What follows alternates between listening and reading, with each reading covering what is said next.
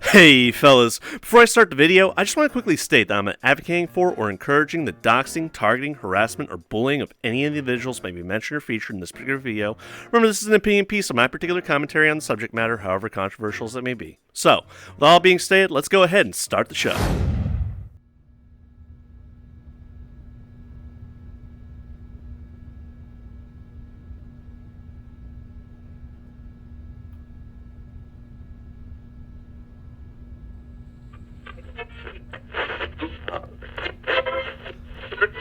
Ready? Here we go now! Cynthia, she's a really cool dancer. Cynthia, boogie to the groove now. She's got those moves, longing to move her arms and legs. She's moving out on the floor. She's ready to break some eggs. Make an omelet, Cynthia! Woo! Shake it, you're so fantastic. Just don't break it, you're only made of plastic. Cynthia, she's a real cool dancer. Cynthia, boogie to the groove now. She's got real neat hair. She's got those big brown eyes. She's got her high heel shoes. She's ready to accessorize. Buy all her outfits, girls. Shake it, you're so fantastic. Oh shit.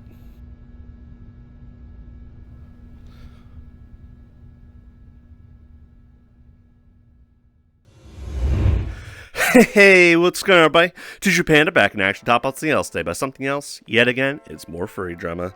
It never ends, does it? Nah, it doesn't, especially in a fandom like this. It just seems like furries like to immerse themselves in drama. Only when there's an absence of drama, some people feel compelled to go above and beyond to create drama. And in doing so, they become the spectacle of the rest of the fandom to point and laugh at and make an example of. And if you're wondering why I'm sort of opening up with this, I'm just going to go ahead and tell you all that opening intro song that I played to a bunch of screen caps, to my knowledge, that Cynthia, the Cynthia that we're talking about, is not the greatest dancer. They're not like all that in a bag of chips. They are a bit of a drama monger. For what reason or purpose, I have no idea, but they do seem to showcase some, instabilities in like their world perception, how they go about interacting with people. And, it's caused kind of a stir on Twitter. Maybe not, like, so great that all people out there are aware of this individual, but I feel like it's worth mentioning, if for no other reason, just as an example. Because there are various people that exist that do this same exact thing. It's just that most people, once they have interactions with somebody like that, they're just kind of like, okay, fuck off. They're out of my life. I'm not going to probably interact with them in the future, and if I see them, I'll be sure to avoid them. Because not all furries out there like to broadcast or air their dirty laundry, but some people, they take it upon themselves that they need to, tell others, hey, you should watch out for this guy, or hey, you should watch out for this girl, alright? And, it's through that sort of just like, beware. That's why you have like websites like Artist Beware. You had bad interactions with an artist out there, or the reverse of that is that the artist had a bad interaction with a customer, and it was such a harrowing ordeal that they feel like the world needs to know about this, and it's like, hey, just beware of this person, because what I went through could be what you go through. So, do you remember Nido Queer, or like the Nido Queer, or just Nido? Forgive me if I'm not getting his name right, but I just know him as this big buff gray dragon, loosely inspired, it would appear, by one of the Crake, I forget what they're called, but Crake had made a dragon, one of his earlier models, and I'm going to showcase it at some point in the video. But he seems to have taken on that sort of form as his fursona, or scalesona, if you prefer.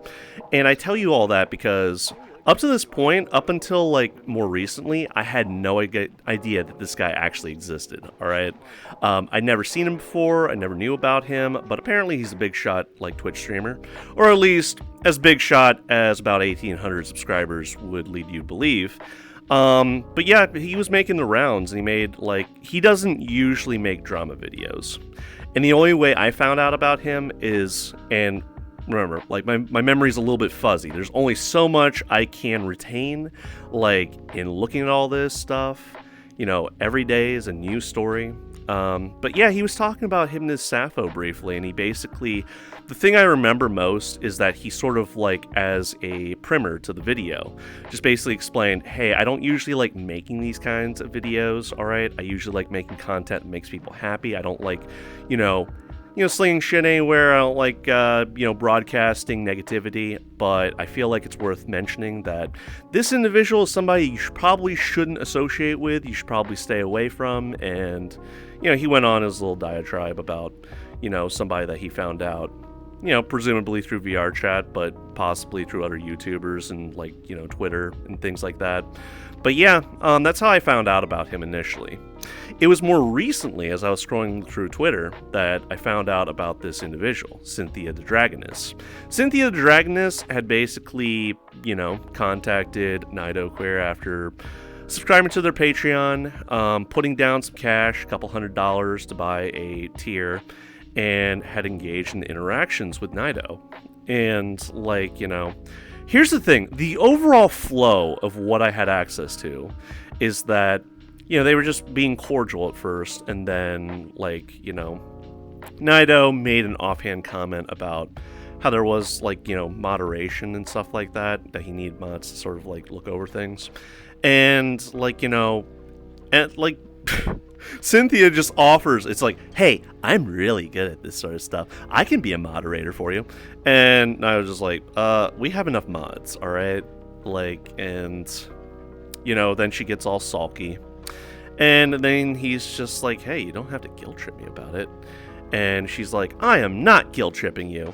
And he has to sort of painstakingly demonstrate to her, it's like, this right here, that's guilt tripping. And, it just goes right over her head. Apparently, she can't guilt trip due to religious reasons. I don't know what that means. I don't know what denomination of Christianity she subscribes to. If it would happen to be Christianity, or maybe Buddhism, or maybe, she's a tenant of Islam or Judaism. I don't know. The Jewish faith, maybe? I don't know. But anyway. That sort of brief interaction should be enough to tell you that this person is a little bit off the rocker, alright? To say the least. Now here's the thing. I sort of looked at that. I'll be perfectly honest with you. I forget the Twitter handle that this comes from, but it reminded me a lot of various DMs that people would share with a particular Twitter account on Twitter. And what the whole core of it is, showcasing how bizarre some of these interactions get with people. Usually it's very cringeworthy. It's usually people getting desperate, asking for roleplay. Hey, do you RP? Do you RP? And, getting very sulky that the person said no, and it's like, please don't contact me again about this. It really read off like that. It's like FA notes or FA cringe notes or something like that. But yeah, as sort of a side, I wouldn't say hobby, but as side reading right before bed. You're nestled in under the covers, you're about to go to bed, you need something to read or listen to on YouTube or something like that. I couldn't help but just look at this account and look at all the interactions various people had. Usually they're censored unless it's from the author, in which case they're just what the fuck is up with this individual? But anyway, it read off a lot like that. This is a garden variety, sex pest, quote unquote. I don't know if they're into that sort of thing, to be honest with you, but that's where it starts, all right? That initial interaction and trying to get very, very increasingly closer to you through repeated interactions. Thankfully, most people had better sensibilities than get involved. It would go on for a little bit, maybe a day or two, and then eventually there would be a cutoff point. It's just okay, I'm getting really weirded out right now. Usually the people, those that share their DMs or private messages with SynthiaTheDragoness, they would be cordial and polite until there was a particular boundary that was crossed. But SynthiaTheDragoness doesn't appear to have any sensibilities of what would be considered boundaries, Any relationship that you have, either romantically or just, between friends or your parents or anything like that, there are particular boundaries that you shouldn't have to articulate in words to them. They should recognize the idea that, like, hey, you just don't ask that sort of question, or hey, you don't, like, mention this particular thing. Hell, there was one DM where, like, the person's just like, hey, who are you? And SynthiaTheDragoness is just like, I'm your mother. And it's just like, well, for somebody that had their mother abandon them a long time ago, you probably shouldn't, like, say things like that to me. Yeah, like, talk about fall on your face, flat. If you look at her, like, Twitter profile, she's, like, acting like she's this omnipotent, all-knowing being, but the way she carries herself in conversations is, well, it's cringeworthy to say the least. At least Hypnotist Sappho had charm on her side. This individual just seems to have cringe, alright? And, like, the thing with Nido Queer is that he's just, like, broadcasting, hey, listen, this person donated to my Patreon, got involved with my Discord, and was interacting with me, and was convinced in less than a 24-hour time span that we were truly in love. It sort of escalated from there. Nido, like, basically rejected her advances, and it was at that point that when Cynthia wasn't getting the responses that she was craving, she retaliated by basically accusing Nido of being a pedophile, and basically saying that, like, his, like, husband was, like, you know, shown on exposed furries, that they were absolutely a pedo. And it's just like, goddamn. Zero evidence, by the way, to support any of that. So, like, don't think that that's an admission that Nido or his husband are pedophiles. They're not. It's just the crazy allegations of a crazy woman on the internet that likes to pretend that they're a dragon. So, why am I mentioning this now? Honestly, this is all was going on while the DenFur drama was, like, you know, hot and heavy on Twitter, okay? Like, I wouldn't even really be talking about this, like, during that time. That's why I sort of, like, released those videos. I let a couple days, like, you know, transpire. I wanted to see, like, where things would go. Like, this drama has sort of, like, ended, but it's what I would consider ongoing, because SynthiaTheDragoness, like, apart from losing out on their Discord by her own admission, it was disabled for a bit. Like, you know, she's still out there, and she has the propensity to continue doing things like this, in spite of what she said later, but we'll get to that. So, like, various things, like, various people after Nido, like, came forward, because Nido, he's, you know, fairly well known, it would appear. Like, various people, you know, follow them, and they have, like, reason to respond and just be like, you know, remark on how crazy the individual was. Kind of a head scratcher, but various people sort of, like, reveal the fact that that individual, like SynthiaTheDragoness, they were actually Empress Sombra at one point in time. So they've had a long, extended history of pulling this kind of behavior, and various people have, like, come out to, like, talk about it. That's what happens in the furry fandom. If you have a certain pattern that reveals yourself to be somebody that doesn't really have the best interests of your fellow furries at heart, then people are going to take notice. And depending on how toxic that you appear to be, they're going to talk about it with other furries, all right? That's something that, like, really would carry over in, like, everyday life, okay? You have a bad coworker, they've had a history of doing terrible things, you're going to talk about it eventually with your other coworkers. Or, like, you have a bad neighbor, you're going to talk about it with your other, like, neighbors about how bad and shitty they are, and, like, how you don't want anything to do with them. So it goes. Like, a community as small as this one, various furries out there are going to engage and talk about bad behaviors of their fellow furs. Now, like, you get into the territory of hearsay and conjecture versus, like, embellishing things, but this is something that you can, like, plainly see, you know? It's not like a recorded conversation or allegations. This is, like, plain as day. You can just read it and, you know, extrapolate the fact that SynthiaTheDragoness isn't really playing with a full deck. So, where's the story going? Basically, they've had a long history of doing this. I will tell you that a lot of their earlier interactions, from the earliest screen caps I could find, a lot of the people that they were engaging with seem to have been young.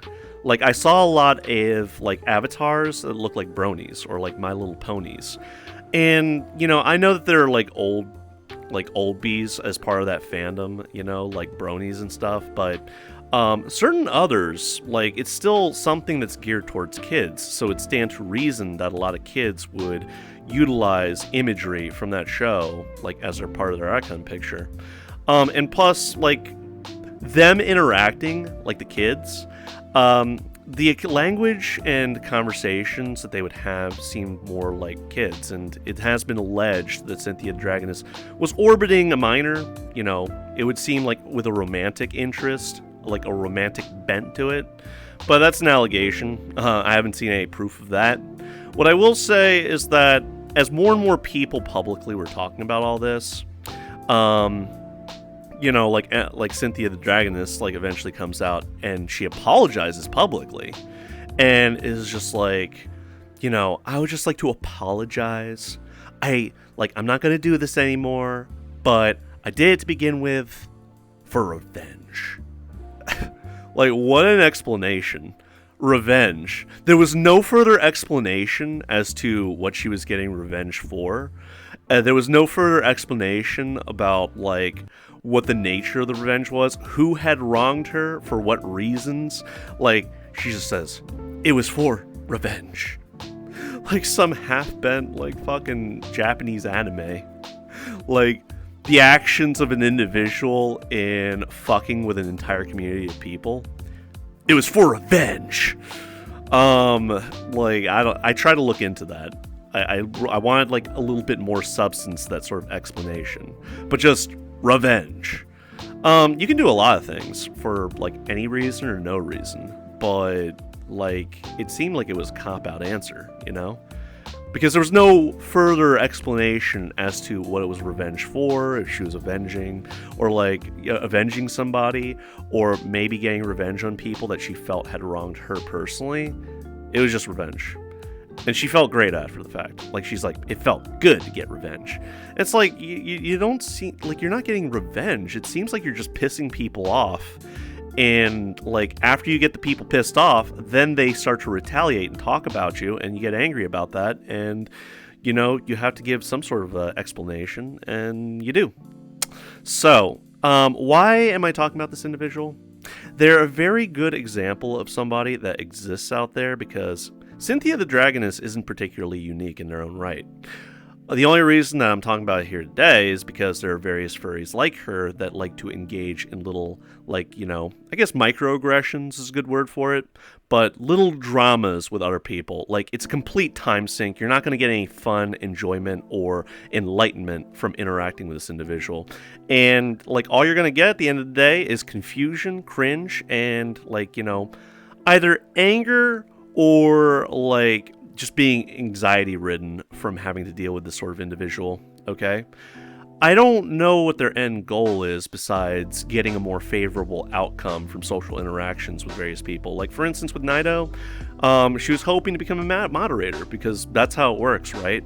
A complete no-name, no-show shows up one day, you know, donates to your Patreon, and, you know, by just you interacting with them showcasing the willingness to be your mod, and you being so impressed that they would have the nerve and audacity to suggest that you appoint them the position of moderator, that they're automatically going to become moderator.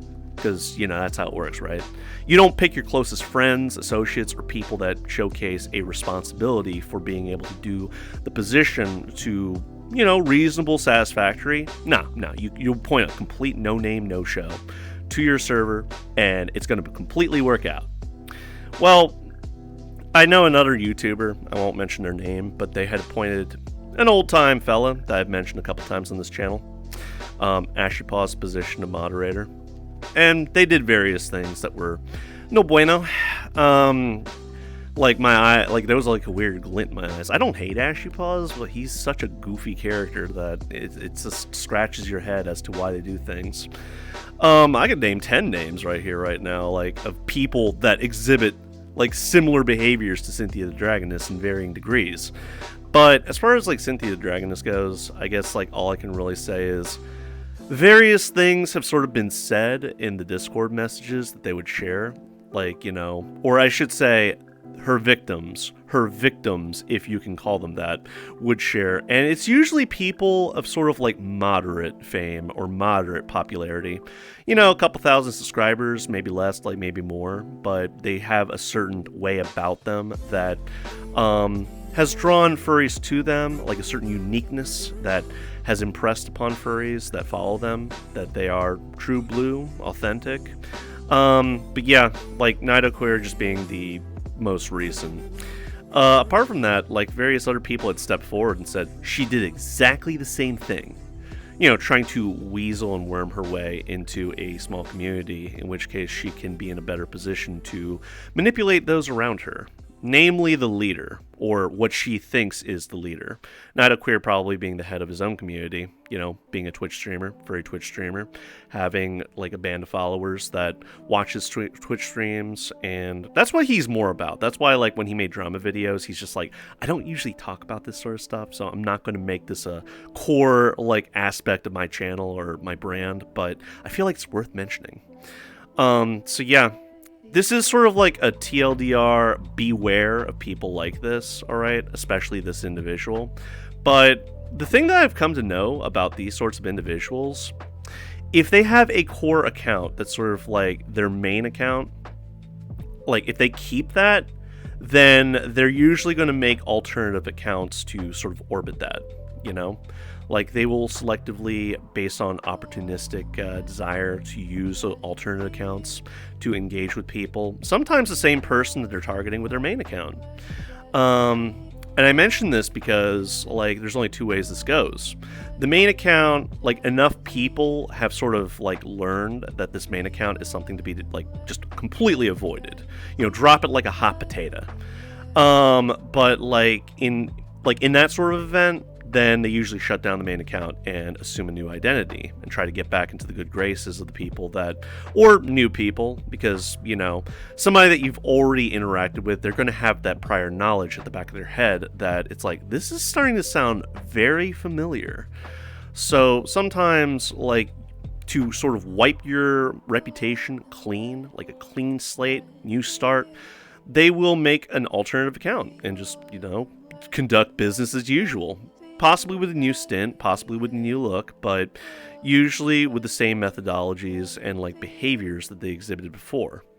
So as far as SynthiaTheDragoness goes, I can only say that I hope that they get the help that they need someday.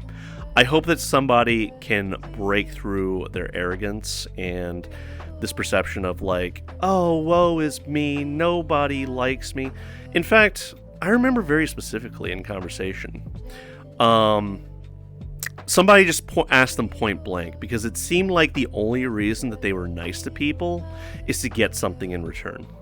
And it's like, they just asked point blank. It's like, is the reason that you be nice to people just so that you, like, you get something in return? Like, you get the same compassion, affection, and, like, you know, attention that you crave? Is that the only reason that you're nice to people? And she sort of left an ambiguous answer, but like what he was trying to convey completely went over her head. She's like, I'm nice to people, but people aren't nice to me in return, and it just makes me sad, upset, and angry. Like, completely missed the point. And you know, like I said before, SynthiaTheDragoness, she's not unique in that regard. There's a lot of furries that are like that. They put on this weird, like, mask of, you know, compassion, affection, trying to, like, act like they give a damn about you. But the minute that you don't give them what they want, then, like, they'll sulk, they'll cry, they'll get upset with you, they'll talk shit about you behind your back. And I've seen it happen with increasing regularity. And if you have to feel that way, it's just kind of like, dude, like, you can't make somebody like you. You can't you can manipulate people, sure, but that's not really the right way to go about it.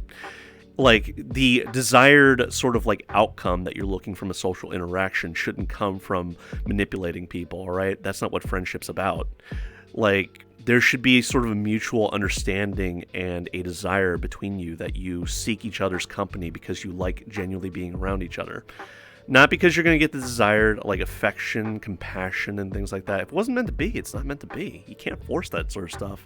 And you can't force it through manipulation, but because, like, eventually they're going to find out, and they're going to figure it out in the most, like, horrible way. And when they do, then, like, whatever led up to that point is going to come crashing down, usually speaking. And in SynthiaTheDragoness' case, enough people have been talking about that shit that this is just going to be sort of like just one more example of this crazy individual. That's what people were saying on Twitter. Like, they think this person is just crazy, unhinged, off the rocker. And the more they see, like, DMs like that be released and become public knowledge, they're turned off by the idea of having to interact with this person. And it's just sort of like, stay the fuck away. That's the core message here. What's also weird about SynthiaTheDragoness is, like, they have this weird sort of, like, celebratory outlook on videos, or I should say not videos, Discord voice chats, like, you know, there's various messages where she's like, woohoo, like 59 hours in a voice call, longest on record. And I think the longest was like 100. So, like, I don't know how you would be able to pull that off, unless you left your computer on for that duration of time. Or maybe you switch devices. You put your computer to sleep and you, like, switch over to your phone. Like, how do you accomplish, like, 59 hours, 100 hours in a Discord call? And that cannot possibly be continuous interaction. Like, I could like you as, like, one of my most favorite people in the world, but I don't think we could sustain a conversation, let alone a number of conversations over the course of 100 hours. We need fucking sleep, food, like, maybe probably like a copious amount of alcohol, to be honest with you. But you're not going to be able to, like, sustain that level of interaction over that duration of time, like, you know, consciously. You're going to be, like, taking breaks. So, like, all those celebratory messages of, like, woo, 59 hours in a voice chat, like, that's not completely accurate. I think it's more accurate to say it's like 8 hours of interaction split over the course of, like, a couple days, you know, with a lot of dead air silence in between. But yeah, it's just kind of weird. So yeah, there's not a whole lot more to say except maybe stay the fuck away from SynthiaTheDragoness. She is not the greatest dancer. She's not all that in a bag of chips. She's a creepy, manipulative individual that seems to want love and compassion in return for the illusion of being nice with the expectation that she's going to get that in return. But hey, far be it from me to criticize, right? There's a lot of furries out there like that. What makes SynthiaTheDragoness so special? It's because I found out about her organically just scrolling through Twitter one day, and I couldn't help but notice that NidoQueer, a relatively prominent Twitch streamer, had made sort of a beware post about her. And it was worth mentioning, if nothing more, as a good example of, 1, don't engage this kind of behavior, and 2, stay away from people like this, okay? It'll bring nothing but misery and woe to your life and everybody that you know. So anyway, this is a little bit of a shorter video today because not a whole lot to say about somebody like this. But if you're interested, you could probably just peruse Twitter. I wouldn't recommend contacting Synthia. Please do not engage with them. We're just sort of passing observers on this crazy train we call the internet, alright? So just, you know, passively observe them in passing fancy and just, you know, sort of, you know, keep in the back of your head, like, hey, kind of weird individual, but I can't say that they're harmless because they caused anxiety and various other things with various people that interact with them. At the very least, annoyance. Annoyance that nobody of their right mind should have to deal with. Hey, so before I end the video here, I just want to quickly state that I forgot to mention something throughout the entirety of this video. And it's really a fact that was revealed through conversations that SynthiaTheDragoness was having with somebody by the name of Dia Erascus. And Dia Erascus is basically a VTuber Twitch streamer. So, you know, one of the various targets that SynthiaTheDragoness couldn't help but go after. And for whatever reason, the conversation turned to money. Like, Dia just mentions that they were sponsored by somebody. And SynthiaTheDragoness couldn't help but follow up and just say, oh yeah, I'm sponsored too, except I'm sponsored by eBay Sales and Marketing. And eBay? Really? Like, I don't know if I can believe a lick of anything that she has to say, given everything that we know about her up to this point, but you know, they get into a back and forth, and Dia couldn't help but mention that, oh yeah, I'm sponsored for $1,800 a month through, like HelloFresh. And, SynthiaTheDragoness couldn't help but mention, yeah, I only get $250 from eBay sales and marketing. I'm a little bit short this month, by the way, because rent's coming up. So was there any chance that you could, donate a little bit? Oh, I know you're going to say no anyway. How, what a charmer, I have to say. That's not something that you just sort of segue into unless you're absolutely desperate. And, how appropriate, because, everything, all of these interactions and her response to all of the negativity and controversy, if it's to be believed that SynthiaTheDragoness is really that strapped for cash, and she's going above and beyond donating to all these Patreon tiers, securing her place for her target, her targeted victim, which is usually a big shot Twitch streamer or a YouTuber or something like that, then how fucking appropriate. She's expending all this money, wasting all hundreds of dollars, maybe even thousands of dollars. We don't know. We only know the people that came forward and basically mentioned, yeah, this person tried to manipulate me and I told him to hit the road. So, it could be, potentially a lot more than just a couple $100. It could be, thousands of dollars. But all in this inane quest to get revenge. And thinking about it now, the revenge really just boils down to SynthiaTheDragoness's, desire to inflict that amount of emotional heartache and pain. The same that allegedly she felt when she was broken up with by whoever happened to be desperate enough at the time to go out with her. And, inflict that on somebody that has fame and popularity and sort of knock them down a peg. Now, thankfully, the better sensibilities of most of these Twitch streamers and YouTubers were, high enough that they could see right through her plan and basically stop her before she got into a position to truly manipulate them. But that's really just, the TLDR about her modus operandi, is that she wanted to inflict just as much emotional pain as she felt, if her apology can be believed, to exact revenge. Now, me personally, when revenge comes up, I would imagine that revenge would mean, getting back at the people that you felt wronged you. Not just targeting people that just happen to be in a position of relative popularity or fame and trying to knock them down and, really manipulate them, get involved with them and stuff like that. But, that's just me. Just revenge. These people had nothing to do with Cynthia the Dragon as far as I'm concerned. And, as far as I'm aware, there was no prior interaction until she decided that she wanted to make somebody else feel the exact same way that she felt when she was broken up with. Although, researching the topic and looking a little bit deeper, I'm starting to believe that Cynthia might not actually be a girl. I think they might actually be a dude. It's entirely possible one way or the other, but, you really never know through that veil of anonymity through the internet who you're actually dealing with. So, yeah, I could go on and on and on about that, but I digress. Anyway, I think that's about it for this horror video. Like I said before, this isn't recent relevant news because this was actually going on during the DenFur drama. But I wanted to mention it at some point because it did happen then. I just added a little disclaimer. Hey, this was going on when DenFur was happening. Or at least I caught awareness while that was going on. DenFur, hundreds upon thousands of dollars potentially going missing. I feel like that's a more compelling and bigger story that more furries need to know about, especially if they're, considering going to DenFur, attending DenFur as an artist, dealer, or attendee, than some random schmo over the internet that creeped out a lot of people. Anyway, hope you guys enjoyed the video. Till next time, guys, take care and peace. I hope you all have a better one.